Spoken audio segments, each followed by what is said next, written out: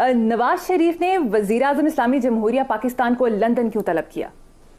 भाई पुराने वक्तों में जो डीसीवीसी होता था वो पटवारियों, तहसीलदारों, कानूनगों को तलब किया करता था, तो उन्होंने अपने पटवारी तलब कर लिए हैं।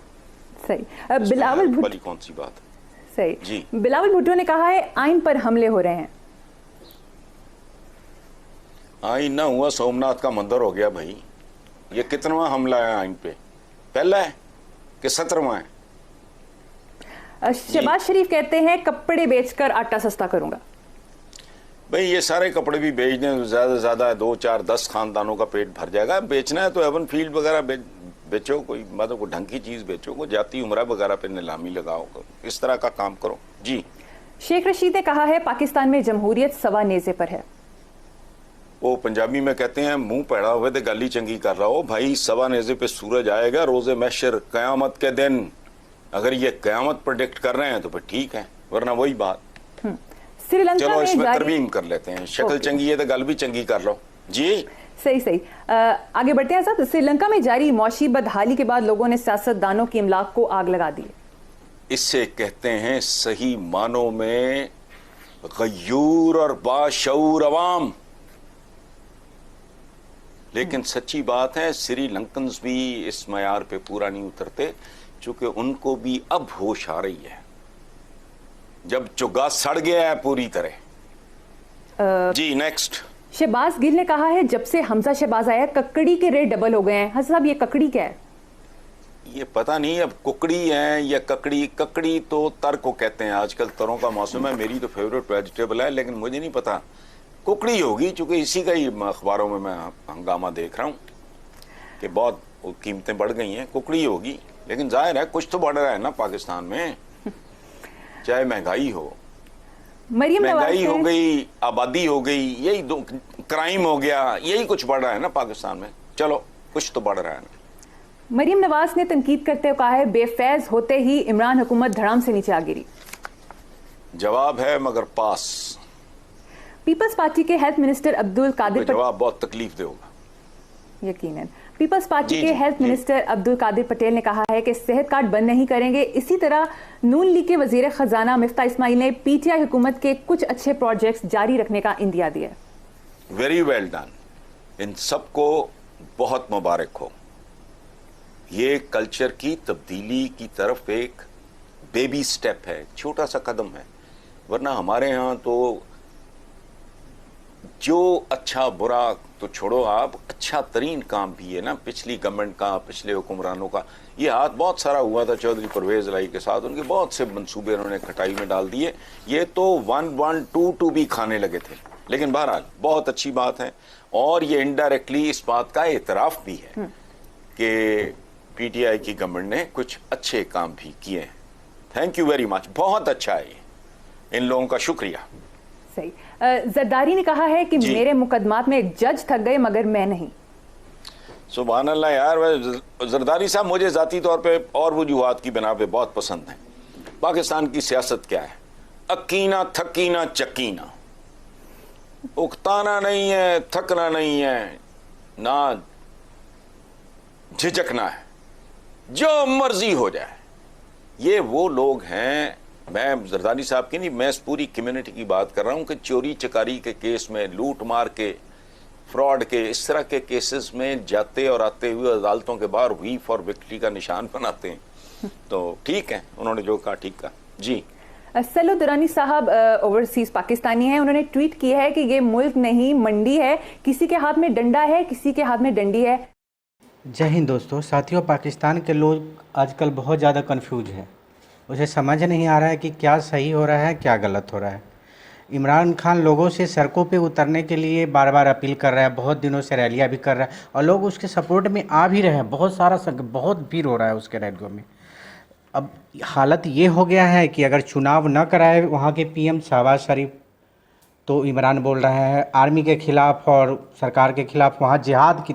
कल का भी रैली जो उसने किया था उसमें बोला मैं जिहाद कर रहा हूँ, तो एकदम से मारकाट हो जाएगा अगर इलेक्शन नहीं हुआ तो ये सिचुएशन है। दूसरी तरफ वहाँ के पीएम शहबाज शरीफ ने ये पीएम बनने से पहले ये बोला था कि मैं अपने लोगों को या अपने मुल्क के लोगों को अपने कपड़ा बेचकर भी आटा सस्ता दूंगा, लेकिन वहाँ पैसे ही नहीं है तो वो सस्ता देगा कहाँ से। दूसरी तरफ अभी इंडिया से आटा वो उसने गेहूँ वगैरह ख़रीदने का रिक्वेस्ट किया था, इंडिया ने मना कर दिया। तुर्की से फिर बात किया, उसने भी मना कर दिया। तो अब लोग वहाँ पे बुरा सिचुएशन इतना है, फिर भी लोग मतलब बिल्कुल इमरान इमरान इमरान किए जा रहा है। उसे समझ नहीं आ रहा है कि क्या हो रहा है। तो चलिए चलते हैं आगे चर्चा पे। हसन साहब, पाकिस्तान में इस वक्त गैर मामूली सियासी हालात हैं। कोई कहता है फौरी इलेक्शन होंगे, कोई कहता है बाद में होंगे, कोई कहता है कि नहीं होंगे, कब होंगे। इस सारी सियासी सूरत हाल पर आप क्या कहेंगे? Thank you Mariam. मैं पहले आपको ना एक बहुत पुराना गीत है उसका एक शेर सुनाता हूँ जी। ये कम से कम 50 साल पुराना किसी फिल्म का गीत था। न जाने कैसा सफ़र है मेरा, जहां है मंजिल वहीं लुटेरा। वाह। ये पाकिस्तान के नॉर्मल हालात दरअसल एबनॉर्मल हालात ही हमारे यहाँ नॉर्मल हालात होते हैं। अच्छा, इस मुल्क का मुसलसल फोश मजाक ये है जो इस मुल्क में हो रहा है कि अवामी नुमाइंदे तो बदहज़मी का शिकार होते हैं, अवाम भूख और बेरोजगारी का शिकार रहते हैं। ये अजीबो गरीब बात है। यानी जिनसे वोट लिया जाता है वो वोट को इज्जत देते हैं अपनी ज़ात की हद तक, और जिनका वोट होता है उनकी प्रैक्टिकली तजलील होती है मसलसल। मेरी देखो पहली बार एक छठी हिस्स की मैं बात कर रहा हूं, मैं लॉजिक की नहीं, दानिश की नहीं, दानिश की बात तो दानिश्वर करते हैं। मेरी छठी हिस्स ये कह रही है कि शायद अल्लाह पाक ने, कुदरत ने खुद मुदाखलत का फैसला कर लिया। आने वाले दिन इस फुटेज को कहीं संभाल के रखना, काम आएगी। कुदरत ने मुदाखलत का फैसला कर लिया है और इस पे अमल दरामद शुरू है। हर सांप के मुंह में एक एक कोड़ किल्ली दे दी गई है, हर सांप के मुंह में एक एक छिपकली ठोंस दी गई है। इन्हें समझ नहीं आ रही कि इसको निगलें तब मरते हैं, इसको उगलें तब मरते हैं। इलेक्शन कराएं तो अजाब, ना कराएं तो कयामत। इन सबको एक तरफ खड्डा, भयानक खड्डा, और दूसरी तरफ बहुत गहरी खाई दिखाई दे रही है। आखिरी बात सुनना, ये बड़ी दिलचस्प है।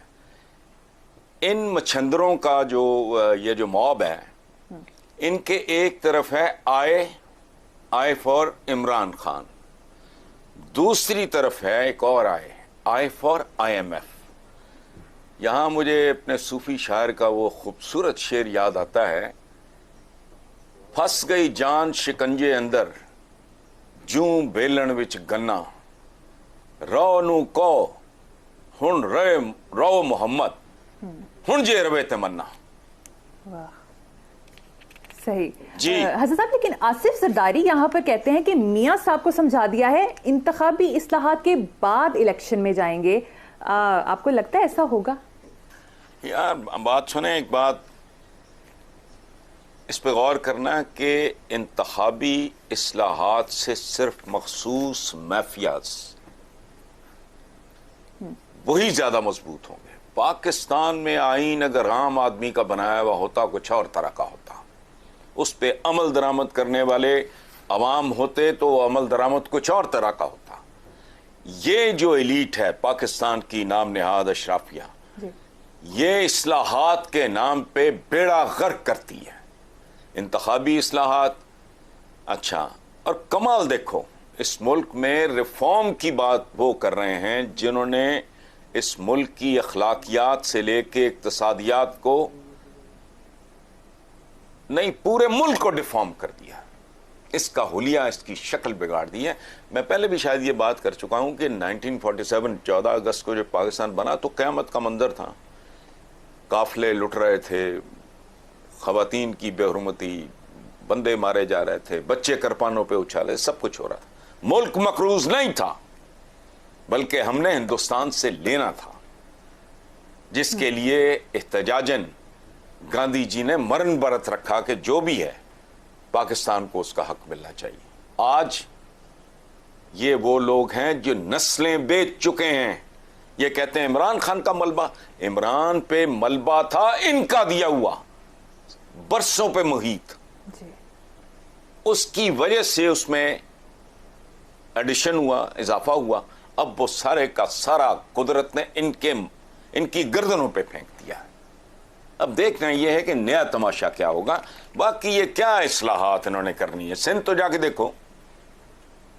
जो लोग सिंध जिन्होंने विजिट किया है वो तौबा तौबा करते हैं, कानों को हाथ लगाते हैं, पनाह मांगते हैं।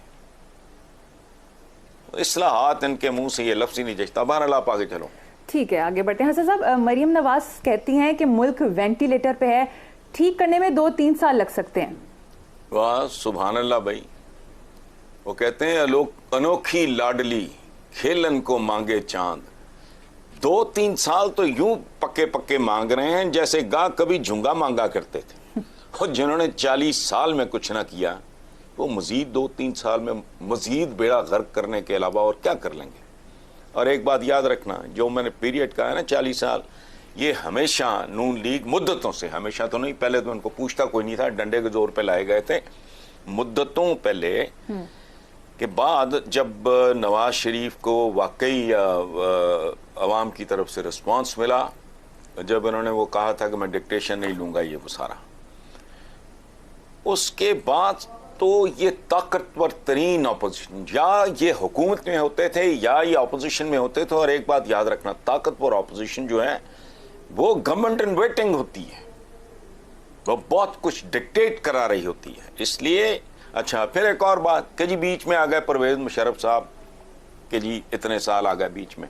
मैं पूछता हूं मरियम, परवेज मुशर्रफ साहब को मैं लाया था, आप लाए थे?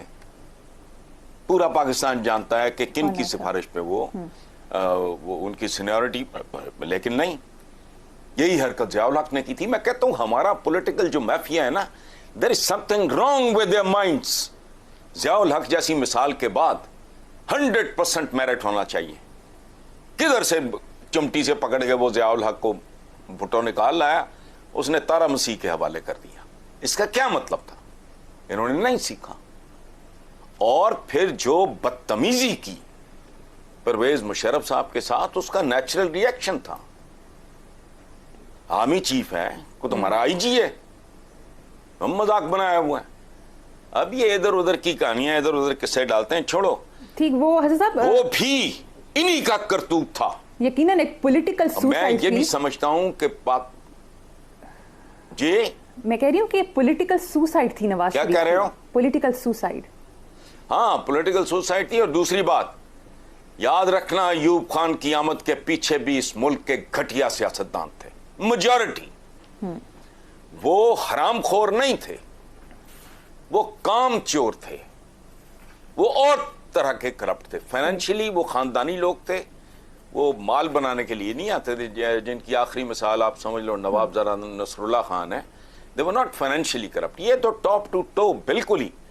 और भुट्टो के ज़माने तक पाकिस्तान ठीक एक इफ्तिखार तारी होते थे पंजाब की कैबिनेट में। वो मशहूर थे ज़रा कि जी वो बदमाश टाइप आदमी है। मैंने उस आदमी को भुट्टो की गवर्नमेंट के बाद वैगनों के इंतजार में देखा है। ये कल्चर किसने इंट्रोड्यूस कराया कौन नहीं जानता। सो इनका ये कहना जी 2-3 साल, वाह है 2-3 साल झुंगे में मिल जाए आपको। सही। हसन, मरियम नवाज ने ये भी कहा है कि फितना मुकम्मल तौर पर खत्म करना है तो 2/3 अक्सरियत। ओ भाई, आप तो 2/3 अक्सरियत देख चुके हो। उस वक्त आपने कौन सी तोप चला ली थी?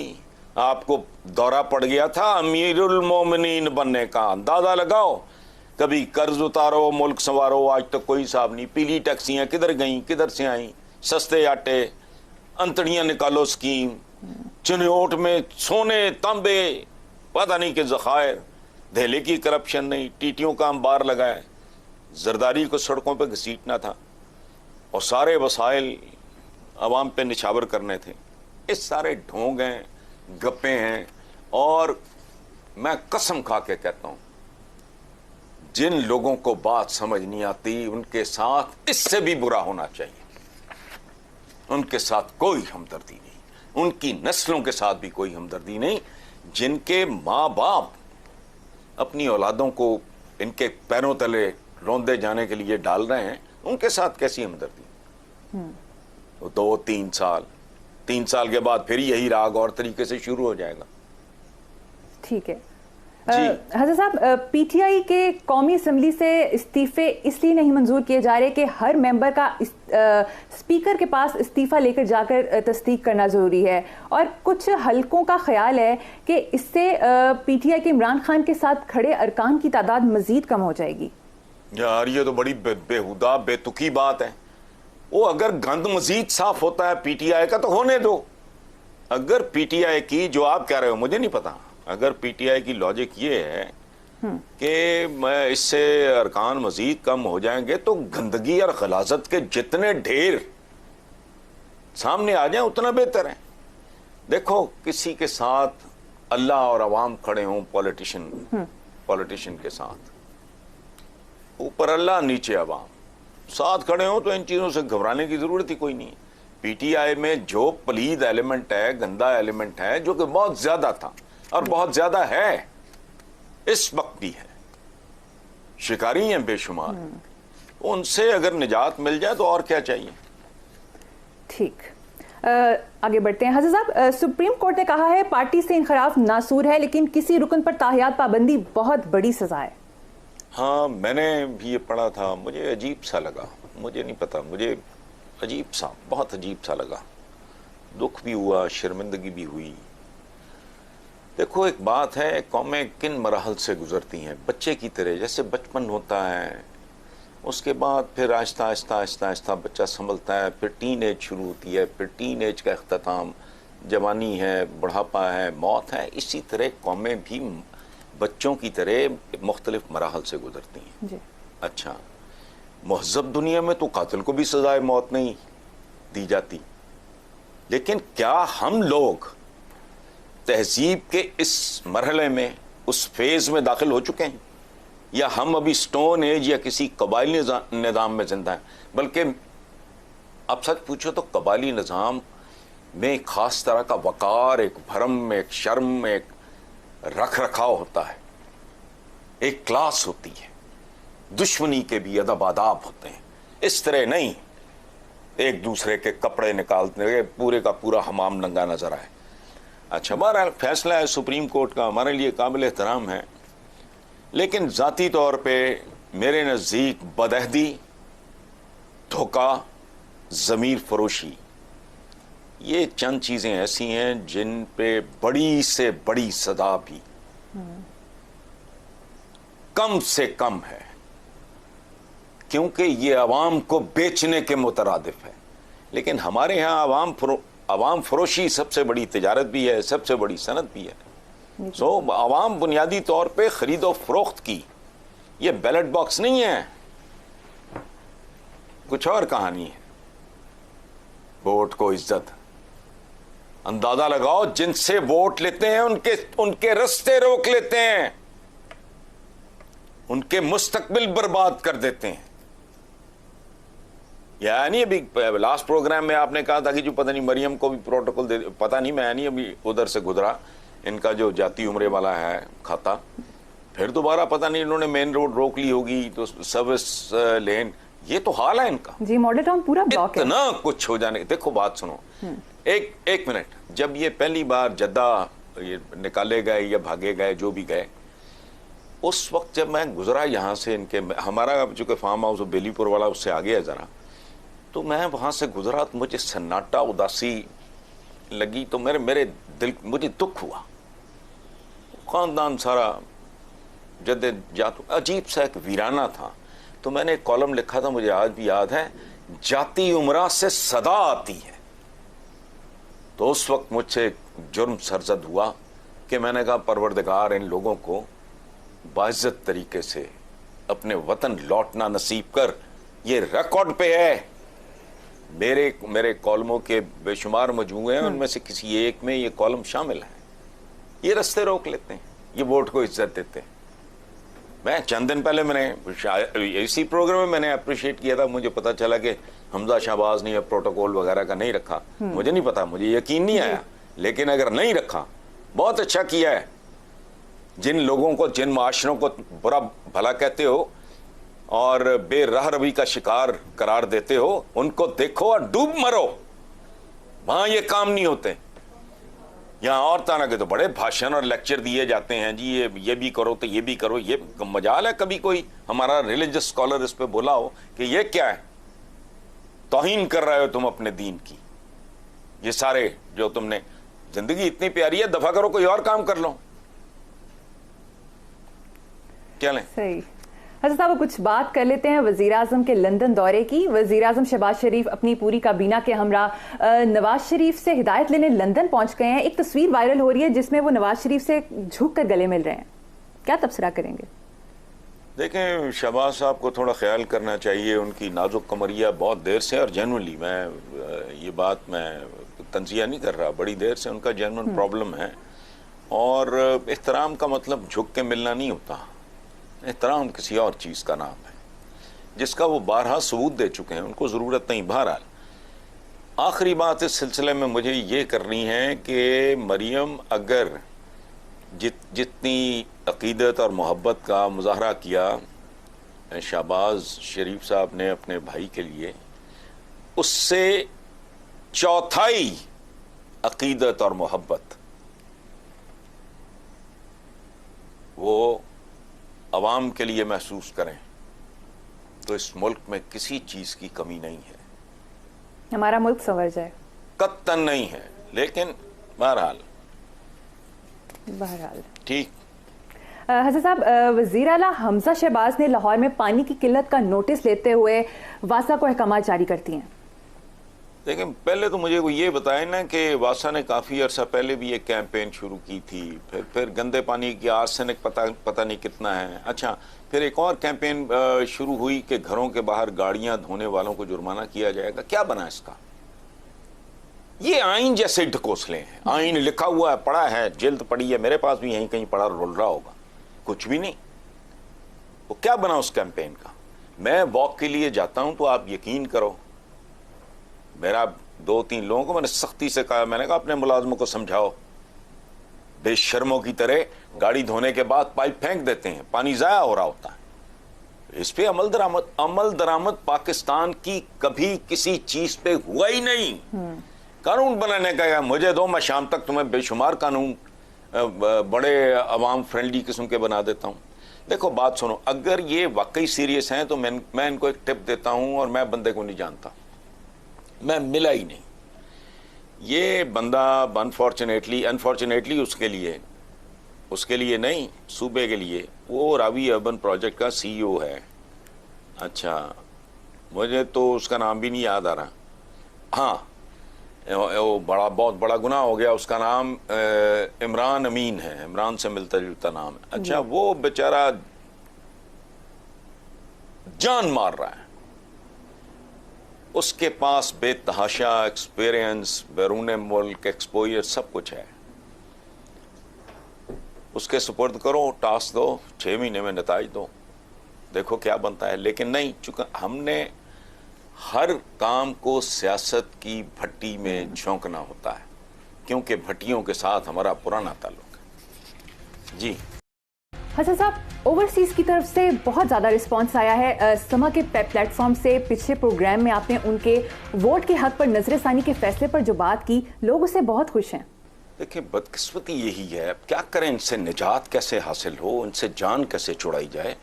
ये अपनी बोटियों के लिए अवाम के बकरे ज़बा करने वाले लोग हैं। ये कौमी नहीं, सिर्फ और सिर्फ ज़ाती मफादात को देखते हैं। इन द लॉन्ग रन चाहे बेड़ा गर्क हो जाए हर शय का। देखो, पहले भी मैंने कहा था, मैं रिपीट ही करूंगा, मैंने कौन सी नई बात करनी है भाई, कि ओवरसीज हमारा सरमाया है। लेकिन इनको पता है, इनको बहुत अच्छी तरह पता है कि मेजॉरिटी, चूंकि उनका एक्सपोजर होता है, वो इंडिपेंडेंट होते हैं, उन्हें किसी थाने कचहरी की ज़रूरत नहीं होती, उन्हें किसी MNA MPA की ज़रूरत नहीं होती। वो इंडिपेंडेंट लोग हैं, उनके पास एक्सपोजर है, उनके पास तजर्बा है, वो दुनिया देख चुके होते हैं। उनका चीज़ों को जानने का, समझने का अंदाज मुख्तलिफ। चूँकि वो भारी अक्सरियत इमरान के साथ है, इसलिए इनको तकलीफ है। जी। और ये वारदात से बाज नहीं आएंगे और मेरे नजदीक ये वतन दुश्मनी होगी। क्या अजीबोगरीब लॉजिक है भाई। अच्छा साहब, पर ठीक है, अच्छा जरदारी साहब ने यहाँ पे उनके नोट लेने हैं, नहीं बात सुनो, उनके वोट चाहिए इनको, नोट चाहिए इनको, वोट नहीं चाहिए। खुदा का खौफ करो कि नोट चाहिए, वोट नहीं चाहिए। जी, आप क्या कह रहे थे? जरदारी साहब ने कल प्रेस कॉन्फ्रेंस में बड़ी मुतनाज़ बात की। उन्होंने कहा कि ओवरसीज पाकिस्तानियों को जमीनी हकाइक का पता नहीं, उन्हें वोट का हक नहीं मिलना चाहिए। सुभान अल्लाह, सारा कुछ बैरून मुल्क है। ओ भाई, बंदा पूछे आसिफ जरदारी साहब को कि आप 1526 में रह रहे हो, जमीनी हकाइक 1526 में रह रहे हो आप, जब बाबर आया था। वो कौन सा जमाना जा रहा है, कौन से जमीनी हकाइक? और पाकिस्तानियों को नहीं पता होते जमीनी हकाइक, बैरून मुल्क पाकिस्तानियों के टिप्स पे होते हैं। और दूसरी बात, भाई वो उनके पूरे के पूरे खानदान पीछे होते हैं, उनकी माएं बहनें यहाँ ब्याही हुई, भाई यहाँ हैं, ताए हैं, चचा हैं, कजन्स हैं, पूरी की पूरी फैमिलीज पीछे होती हैं जिनको वो फीड कर रहे होते हैं। वो पैसे वो मुजरे के लिए भेजते हैं, उनको नहीं पता तो किसको पता होता है? जो अपने उन घरानों को फीड कर रहे होते हैं जिनको ये मुल्क फीड नहीं कर सकता, वो बाहर बैठ के कमाते हैं, उधर अपने खानदान पालते हैं और इधर अपने बहन भाइयों रिश्तेदारों का उनका देखभाल करते हैं। बाकी इनके पांव के नीचे बटेरा आया हुआ है, जो चाहे कर लें ये। अच्छा याद रखना, मैं पता नहीं पाकिस्तान से बाहर मैं कितनी बार गया हूं, और मेरा अपना खानदान आप जानते हो, 3 बहनें मेरी बाहर हैं, एक अमेरिका में है, 2 इंग्लैंड में है। इन लॉज मेरे सारे ही बाहर हैं, and it's a huge family. पता नहीं उनके 13-14 घर हैं वहां, उनको नहीं पता पाकिस्तान का। वाह, जमीनी हकायक से आप वाकिफ हो, सुभान अल्लाह। इसीलिए सरजमीन का बेड़ा गर्क करके रख दिया कि आप वाकिफ हो कि लोगों को बेवकूफ कैसे बनाना है, टेम्परिंग कैसी करनी है, कानून साजियां किस तरह करनी है, जिसमें अल्टीमेटली कभी सुना यहाँ कभी किसी तगड़े बंदे को सजा मिली हो? यार खुदा का खौफ करो, जेलें भरी पड़ी हैं, जाके सर्वे तो करो, सही पता तो करो। जेलों में कभी कोई वारदातिया, वाकई कोई गैंगस्टर, कोई बनारसी ठग शामिल है? उनके तो फैसले ही नहीं होते। छोड़ो जमीनी हकायक। और इस जमाने में डिजिटल एज है भाई, हर शय मौजूद है, नेट पे मौजूद है। उनको नहीं पता, इनको पता है, इसीलिए मुल्क का ये हाल है क्योंकि इनको पता है। छोड़ो, ये क्या जवाब है? वारदात करनी है, अगर इनके पास इख्तियार है कर गुजरें। ठीक जी, यानी हुकूमत बैरून मुल्क से चल सकती है, लेकिन पाकिस्तानियों को वोट का हक हासिल नहीं है बैरून मुल्क। अफसोस का मकाम है। आगे बढ़ते हैं साहब, हमजा शहबाज ने अब्दुल अलीम खान को सीनियर वजीर की पेशकश की है, जो उन्होंने शुक्रिया अदा करते हुए वापस कर दी। हमजा शहबाज ने यह ऑफर करके अच्छा किया, और अलीम खान ने ये ऑफर मुस्तरद करके शुक्रिया के साथ बहुत ही अच्छा किया। वो भाई उनके लिए कौन सी नई बात है ये इक़्तिदार? वो मेरा ख्याल है कि he is hurt, he is disappointed, disillusioned. तो जिस बंदे ने इतनी कुर्बानियां दी हों और उसके बाद फिर वो ठीक किया जो किया, और सीनियर मिनिस्टर पहले भी थे भाई, उस बंदे ने उस वक्त भी इस्तीफा दे दिया था। वो इन लोगों के साथ वैसे जेब भी नहीं देता, सच्ची बात। मैं ज़ाती तौर पे जानता हूं कि नातका बंद किए रखा है। जब ये पीटीआई के लिए दिन रात दामे दर में सुखने मदद कर रहे थे, पार्टी की मेहनत कर रहा था बंदा, माल शाल छोड़ो वो तो बंदा लगाता है। मैंने I have seen him working for the party like a clerk. अपने बंदे, अपने वसाइल, अपनी मेहनत, अपना सारा कुछ। नतीजा उस्मान बुज़दार, वाह। चलो ठीक। हज़ब अगला सवाल करंट अफेयर से ज़रा हटकर है। आजकल ऐसे बहुत से वाक़यात रिपोर्ट हो रहे हैं जिसमें इस बात का वाज़ेह सबूत है कि जनरेशन गैप भयानक हद तक बढ़ चुका है। यकीनन 2 जनरेशंस में गैप होता है, लेकिन जो अब गैप है उसकी मिसाल तारीख में नहीं मिलती। आप बताएं इसे कैसे कम किया जा सकता है? नहीं बेटा, इसको कम करने के लिए ना हुकूमतें कुछ कर सकती हैं, ना मैं और आप कुछ कर सकते हैं। पहली बात तो ना मैं आपका शुक्रिया अदा करता हूँ, बहुत रेलेवेंट सवाल है। ये सियासत रगड़ने से बेहतर है कि इस तरह के सवालात को प्रोग्राम का हिस्सा बनाया जाए ताकि लोगों को थोड़ा मतलब सोचने का मौका मिले। ज़रूरी नहीं है हम जो कह रहे हैं वो दुरुस्त हो, लेकिन कम से कम बंदा ट्रिगर तो करता है ना, लोग फिर सोचते हैं। देखो, जनरेशन गैप नाम की कोई चीज़ नहीं होती। मैं रिपीट कर रहा हूँ, जनरेशन गैप नाम की कत्तन कोई चीज नहीं होती। ये दरअसल कम्युनिकेशन गैप होता है। देखो, एक 100 साल का आदमी भी अगर एक टीनेजर से कामयाबी के साथ कम्युनिकेट कर ले तो देयर इज नो गैप। आप जानते हो मेरे बच्चों को अच्छी तरह। आतम इज माशाल्लाह 20, हाशिम इज 16, मोहम्मदा इज 20+। कभी मुझे तो नहीं लगा कि कोई कम्युनिकेशन जनरेशन गैप है। नहीं, we happen to be the best of friends, communicate करते हैं, बात करते हैं। अच्छा, एक मैंने कहा ना कि 100 साल का आदमी भी अगर टीनेजर के साथ कम्युनिकेट कर सकता है तो कोई गैप नहीं, लेकिन अगर 40 साल का आदमी भी बच्चों से कम्युनिकेट ही नहीं कर सकता तो गैप ही गैप है। हम आपस में एक टीम के तौर पे जब काम करते हैं तो ब्रेनस्टॉर्म करते हैं, सोचते हैं, तो मेरी और आपकी एज में कितना फ़र्क है। मेरी और फारूक साहब की या अमान साहब, हमारी उम्रों में तो बहुत फ़र्क है। मुझे तो, आपको लगा कभी मुझसे बात करते हुए, मरियम आपको लगा कभी? नहीं हसन साहब। तो आप तो मोहम्मदा का एज ग्रुप हो। वजह ओ भाई, कम्युनिकेट करना, मकालमा, और ये है कम्युनिकेशन कहते किसको है कि आप दूसरे की बात को समझो और बेहतरीन अंदाज में अपनी बात समझाने की कोशिश करो, डिक्टेट कराने की नहीं। वो भले टीम की शक्ल में हो, औलाद की शक्ल में हो। बाकी अगर एक बुढ़ा खूसट है, वो उसकी सुई कहीं फंसी हुई है, वो समझने से इनकार है, वो एक्सेप्शंस तो हो सकती हैं। मैं नहीं बिलीव करता इसमें, मुझे नहीं कभी महसूस हुआ। ठीक है, मेरी तो अपने बच्चों के साथ कोई जनरेशन गैप नहीं है। Excellent communication, excellent. दोस्तों, इस वीडियो में फिलहाल इतना ही। उम्मीद है आपको वीडियो अच्छा लगा होगा। अगर आपको वीडियो अच्छा लगा है तो इस वीडियो को लाइक ज़रूर करें, और अभी तक अगर आपने हमारी चैनल को सब्सक्राइब नहीं किया है तो अभी कर लें, ताकि हम आपके लिए ऐसे बहुत सारे इंटरेस्टिंग वीडियो लाते रहें। जय हिंद।